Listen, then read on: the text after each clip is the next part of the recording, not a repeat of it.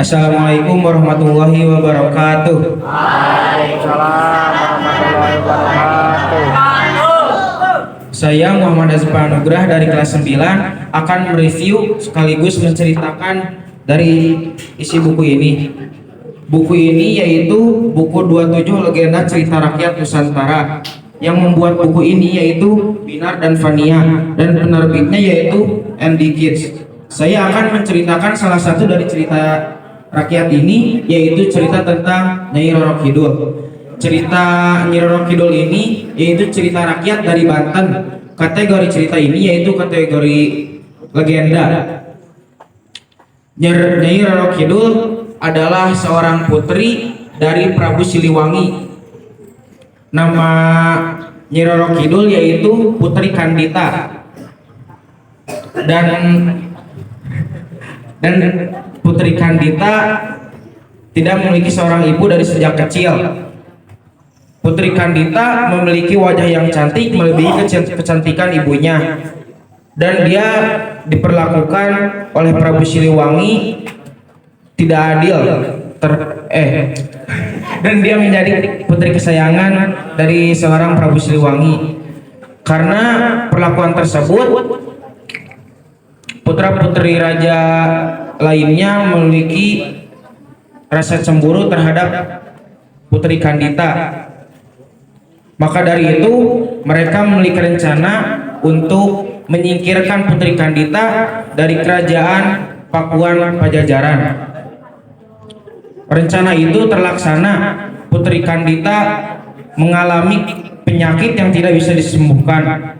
Penyakit itu yaitu berupa kulit yang melepuh dan di sana sini banyak boroknya.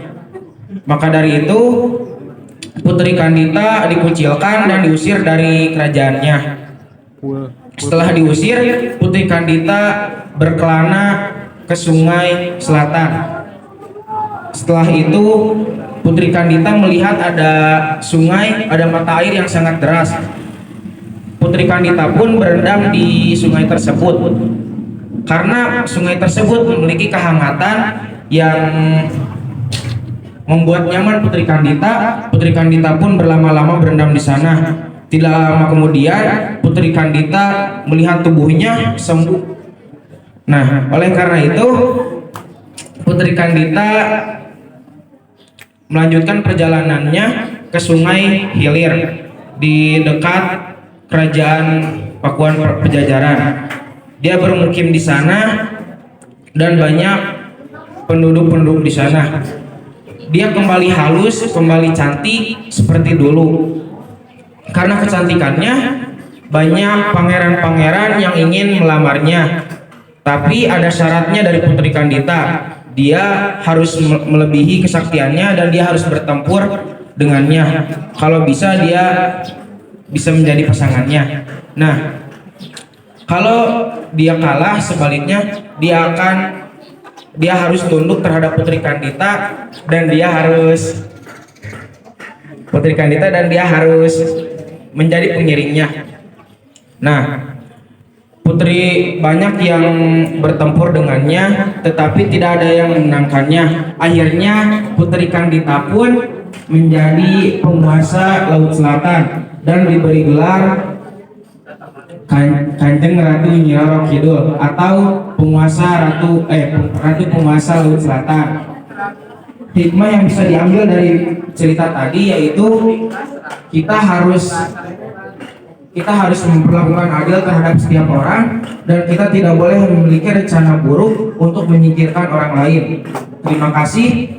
Sekian yang dapat saya sampaikan. Mohon maaf bila ada kesalahan. Wassalamualaikum warahmatullahi wabarakatuh.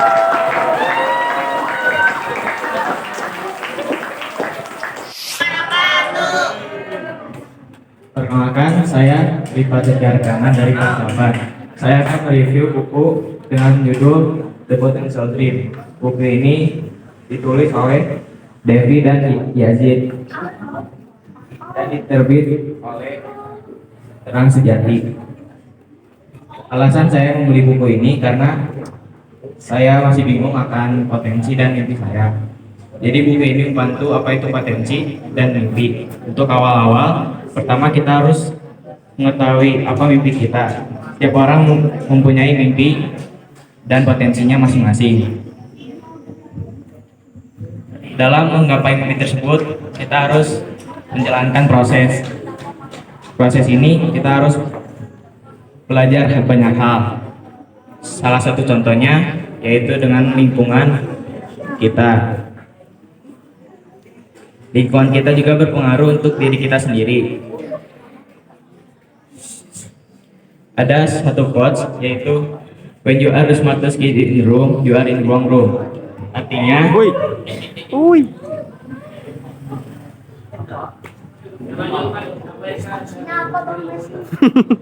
jika kalian merasa terpintar di satu ruangan, maka kalian salah ruangan. Jadi keluarlah dari zona nyaman. Dan juga kita harus mengetahui kekurangan dan kelebihan kita. Untuk kekurangan, kita harus mengurangi kekurangan itu agar orang lain memandang kita tidak dari kekurangannya, melainkan dari kelebihannya. Dan dari kelebihan kita harus meningkatkan dan kembangkan. Contohnya, jika kalian mempunyai hobi dan bagus dalam bernyanyi, maka kembangkanlah.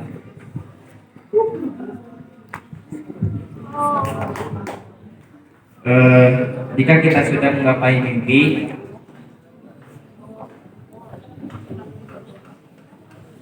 janganlah merasa puas karena mimpi itu tinggi. Mimpi dalam kita akan lanjut kuliah di mana, SMA di mana, tahun depan kita harus jadi apa, kita harus mempunyai mimpi. Motivasi tanpa aksi hanyalah halusinasi. Sekian dari saya. Maaf bila ada kata-kata yang salah. Assalamualaikum warahmatullahi wabarakatuh.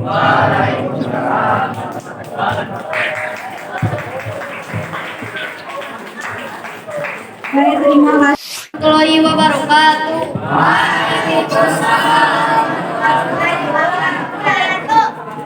Saya akan membacakan buku Tanhina Panajina.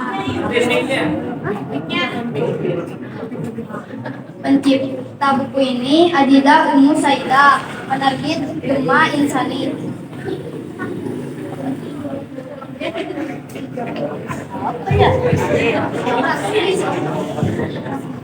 Bayangkan bila seseorang meninggal dalam keadaan mabuk atau sedang berzina.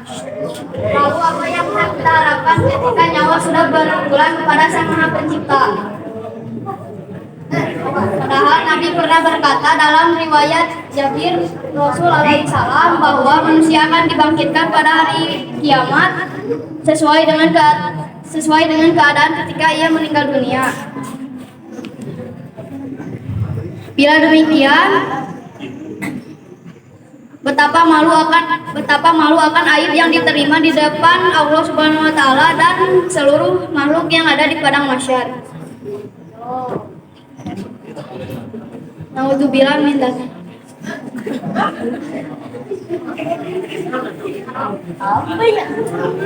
Bertobat dan menyesalah dari sekarang sebelum hari penyesalan tiba yang tak memberi kesempatan serta tebusan.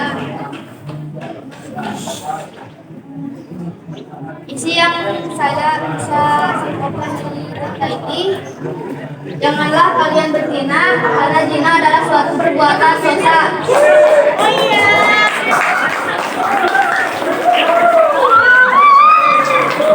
Assalamualaikum warahmatullahi wabarakatuh.